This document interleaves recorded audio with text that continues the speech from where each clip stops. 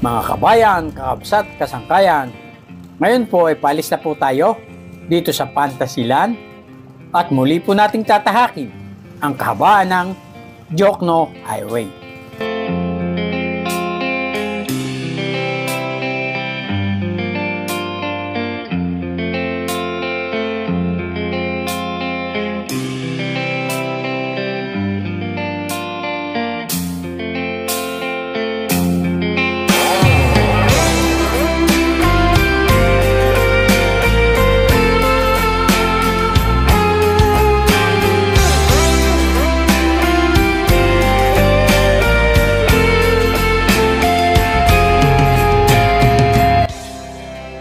At habang naglalakbay po tayo, ay buksan po natin ang lumang aklat ng kasaysayan upang balikan ang nakaraan.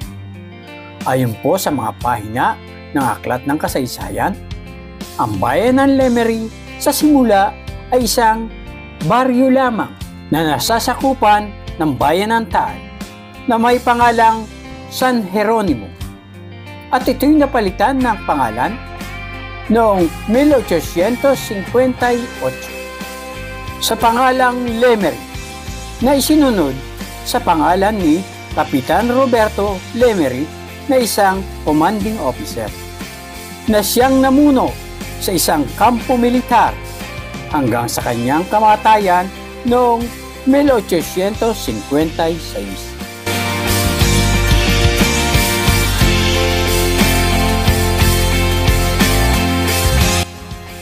At noong 1862, ito'y tuluyan ng napahiwalay sa bayan ng Taal at nakamit ng bayan ng Lemery ang pagiging isang bayan noong 1907 ayon sa Executive Order 1549.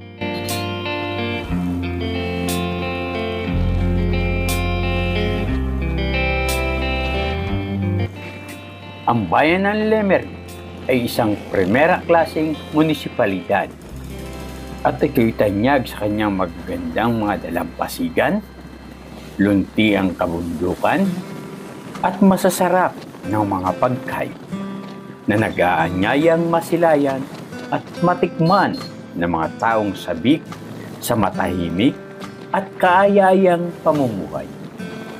Alam niyo ba mga kabayan, bago pa naging isang baryo na pinangalanan na San Jeronimo, ito'y isang nayon lamang na tinatawag na punta na ang ibig sabihin sa salitang Espanyol ay dulo at sa salitang Tagalog naman ay paroroon.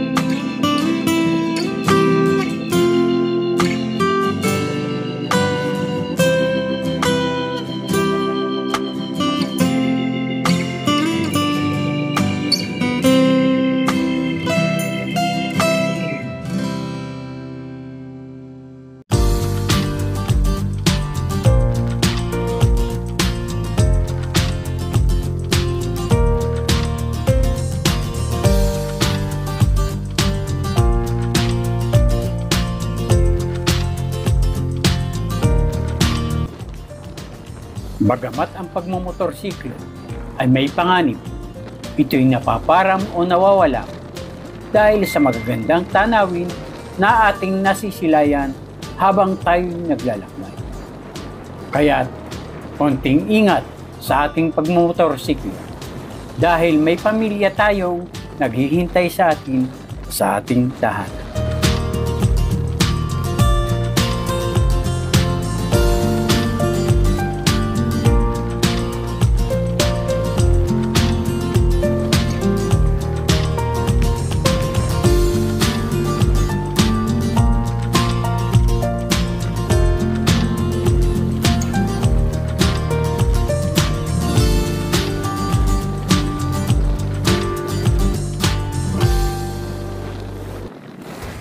Malapit na po tayo sa dulo ng Diokno Highway.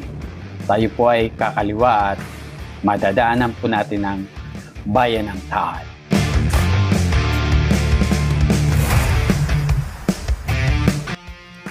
Kakaliwa na po tayo dito mga kabayan.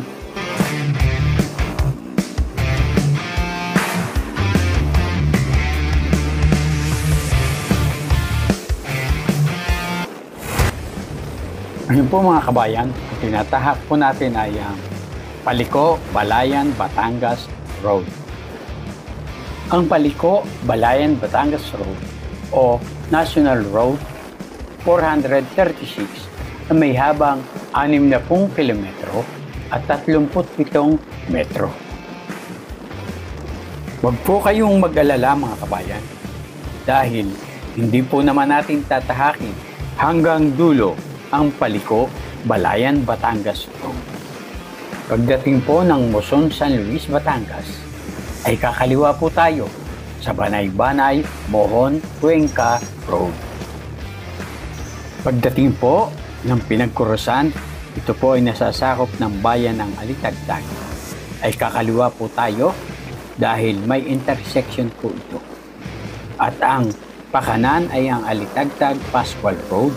At sa loob ng mahigit 38 minuto ay mararating na po natin ang bayan ng Cuenca, ang bayang sinilangan ng inyong abang lingkod na si Juan Masipag na hindi tinatamad.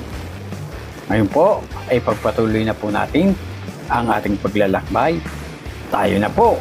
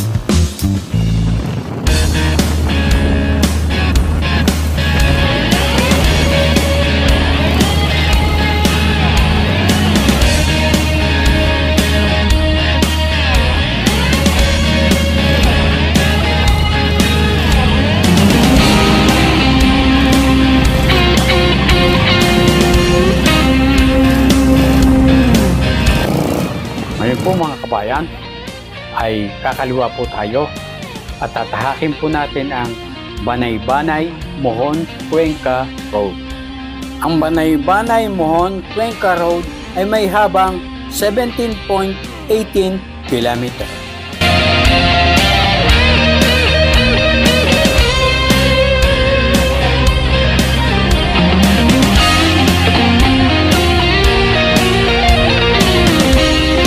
Kabayan, nandito na po tayo sa Pinagkurusan.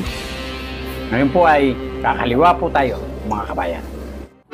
Upang tahakin ang daang papunta sa Cuenca, Batangas. Ang ating pong palatandaan ay ang bundok ng Makulot na isa sa mga dinarayo ng mga turista dito sa bayan ng Cuenca.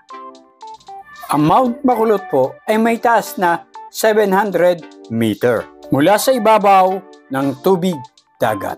Dito rin po sa bayan ng Cuenca, matatagpuan ang Camp Pulong-Gubat Wave Pool Resort, Emelda Garden at ang Lumampaw View Deck. At matatanaw mo dito mula sa itaas ang Taal Volcano na ipinagmamalaki ng mga Batanggenyo. Bago po kami pumunta Sa aming barangay ay dinalaw po muna namin ang simbahan ng Cuenca na ang patron ay San Isidro Labrador, ang patron ng mga magsasaka. At nagpalipad po tayo ng drone upang makita po natin ang kagandahan ng bayan ng Cuenca mula sa itaas.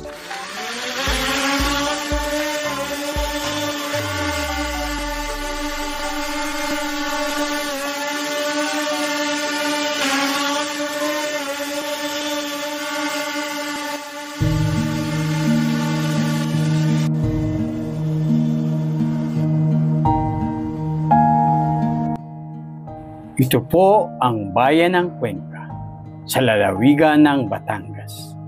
Ito po ay dating baryo lamang ng bayan ng San Jose at naging hiwalay na munisipalidad noong 1876.